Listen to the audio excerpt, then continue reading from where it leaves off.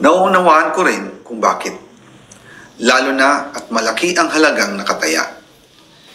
Pero bago kayo humusga, hayaan ninyong ipaliwanag ko ang buong katotohanan. Matagal akong hindi nagsalita dahil may direktang utos sa akin. Huwag nang bumalik ng Pilipinas at manahimik na lamang. Umalis ako noong July 19, 2025 para sa aking medical check-up. Nakaplanong bumalik pagkatapos ng SONA ni Pangulo. Pero habang papauwi na ako, tinawagan ako ni dating Speaker Martin Romualdez at sinabihan, "Stay out of the country. You will be well taken care of as instructed by the President."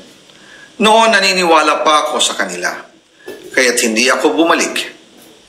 Tumikom ang aking bibig, sumunod ako, pero ang hindi ko alam, ang ibig pala nilang sabihin sa aalagaan ka namin ay gagamitin ako bilang panakipbutas sa kanilang kampanya laban sa korupsyon. Ginawa nila akong poster boy ng kanilang sariling kasinungalingan. Ngayon, hindi na ako mananahimik, ilalabas ko ang lahat ng katotohanan. May resibo, may ebidensya, at may pangalan. Nagsimula ito nung tumawag si Sekmina Pangandaman sa akin nung nag-umpisa ang BICAM process last year, 2024. Ang sabi niya, katatapos lang ng meeting nila ni Pangulo at may instructions na mag-insert or magpasok ng 100 billion worth of projects sa BICAM. At sinabi pa ni Sekmina, you can confirm with Yusek Adrian Bersamin dahil magkasama sila sa meeting ni Pangulong BBM noong araw na yon.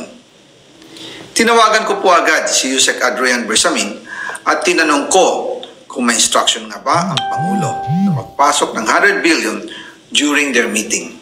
Ang sabi niya ay totoo nga po. Right after our conversation, tinawagan ko po si dating Speaker Martin Romualdez at nireport ko ang instructions ng Presidente to insert the 100 billion projects. At sinabi niya sa akin, what the President wants, he gets. After ng ilang araw, nag-set po ng meeting si Sekmina Pangandaman at Yusek Adrian Bersamin sa amin ni dating Speaker Martin Romualdez sa Aguado Building in front of Gate 4 ng Malacanang at nandun din po si Yusek Jojo Cadiz. During the meeting, binigay po ni Yusek Adrian Bersamin ang listahan na worth 100 billion. Tinanong ko po si Yusek Adrian kung saan galing ang listahan. Ang sagot niya, galing kay PBBM mismo at binigay niya ito mula sa brown leather bag. Nung sinabi po ni Yusek Adrian Bersamin, yung brown leather bag, naalala ko noong nasa Singapore kami right after the elections of May 2022 sa Hilton Hotel, kami ni dating Speaker Martin and PBBM habang pauwi at pabalik ng Pilipinas, hinabol ng PSG ang brown leather bag at ang sabi ni PBBM, maiwan na lahat, wag lang ang brown leather bag. Kaya naniwala ko na utos talaga ito ng Pangulo. Pagkatapos ng ilang araw, I informed sina dating Speaker Martin Romualdez, Sekmina Pangandaman, Yusek Adrian Bersamin, and Yusek Jojo Cadiz na kung pwede 50 billion lang ang ipasok sa program funds dahil so sobra ang DPWH funds versus sa DepEd. In practice, hindi pwede na mas malaki ang budget ng DPWH kaysa edukasyon. And yung balance na 50 billion, ilagay na lang sa program funds for the 2025 budget. Dahil Office of the President din ang nagre-release ng lahat ng unprogrammed funds. Pagkatapos ng isang araw, tinawagan ako ni Sekmina at sinabi ang mensahe ng Pangulo, ipasok ninyo yan dahil pinangako na sa akin ni Speaker Martin yan at hindi na pwedeng baguhin. Kumbaga, ang utos ng hari hindi pwedeng mabali. Again, I informed the Speaker and asked clearance about the instructions ng Pangulo. At ang sabi niya, wala tayong magagawa. Kaya po nagtataka ako kung bakit sinasabi ni Pangulo na hindi niya makilala ang budget. Samantalang lahat na binawas at dinagdag sa mga ahensya ng gobyerno ay humihingi ng approval sa kanya si Sekmina Pangandaman. Bago namin ginawa o tinapos ni Senator Chis Escudero during the BICAM. Sinabi pa ni Sekmina, Everything is cleared with the President. Basta importante, pasok ang pondo na request ng Pangulo. The following day, sinabi ni SECMI na approve na si Presidente BBM sa lahat na binawasan na ahensya. Masaya na ang Pangulo dahil naipasok ang gusto niyang 100 billion insertion. Wala pong perang napunta sa akin. Lahat po ng insertion napunta sa ating Pangulo at Speaker Martin Romualdez. Ako lang at ang aking mga tao, sila Paul Estrada, Mark Tiksay, at ang aking mga security ang nag-deliver papunta sa bahay nila Pangulong Bongbong Marcos at Speaker Martin Romualdez sa North Forbes Park, South Forbes Park hanggang sa Malacanang.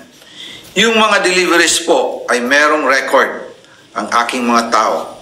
Totoo po yung sinasabi ni Orly Gutesa na nag-deliver siya sa Forbes Park.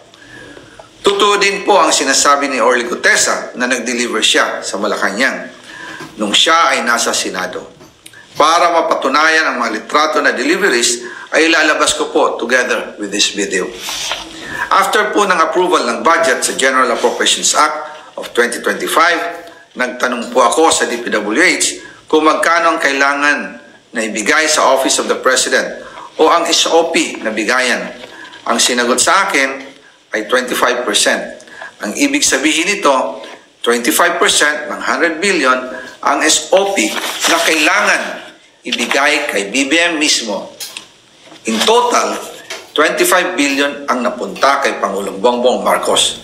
Kaya ngayon ay hinahamon ko si Ombudsman Remulla kung seryoso talaga siya sa mga sinasabi niya sa kanyang press release na idadamay niya pati si Martin Romualdez kung magbibigay ako ng ebidensya. Patunayan niya ngayon ang pronouncement niya. Imbestigahan niya ang fraternity Brad at ang kanyang kaibigan na si Speaker Martin Romualdez kung talagang tutupad siya sa tungkulin niya. Imbestigahan din niya si President Bongbong Marcos. Sabi nga ni BBM nung SONA, let's do it right at mahiya naman kayo, hindi po ba? Nananawagan din po ako sa Senado na imbestigahan ang 100 billion insertion ni Presidente. Alam ko po na hindi gagawin ni Ombudsman Remulla ang hamon ko. Pero magaling ang Senado sa investigasyon at ako ay naniniwala na dahil sa kanila, lalabas ang katotohanan.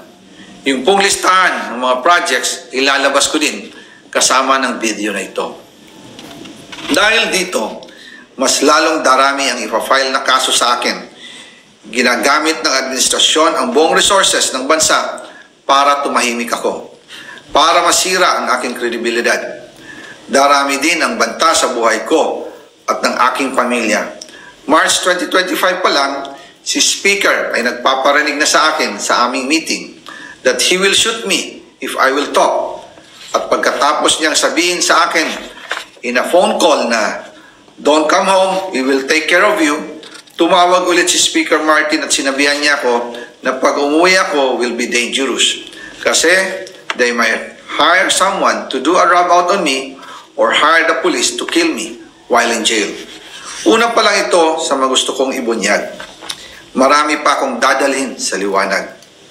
Isa na dito ay yung kay Henry Alcantara, ang DPWH boys, ang sinasabi nilang halaga sa ICI ay 21 billion. Hindi po totoo yan. Ang totoong numero ay 56 billion pesos at yung pong halaga na yan ay kay Pangulong Bongbong Marcos at Martin Romualdez na punta lahat. Ilalabas ko po ang buong detalye sa darating na mga araw. Kaunting pasensya pa po. Sana po ay hindi nila ako mapatay bago ko mailabas ang lahat. Sa inyong lahat sa Pilipinas, lalong-lalo na sa aking pamilya, taos-puso akong humihingi ng paumanhin. Ginawa ko lang ang utos sa akin, pero ngayon, handa na akong harapin ang lahat. Uulitin ko po, yung pong pera, wala pong napunta sa akin. Dumaan lang po ang pera sa akin para i-deliver kay Speaker Martin Romualdez at Pangulong Marcos. Salamat sa inyong pag-unawa.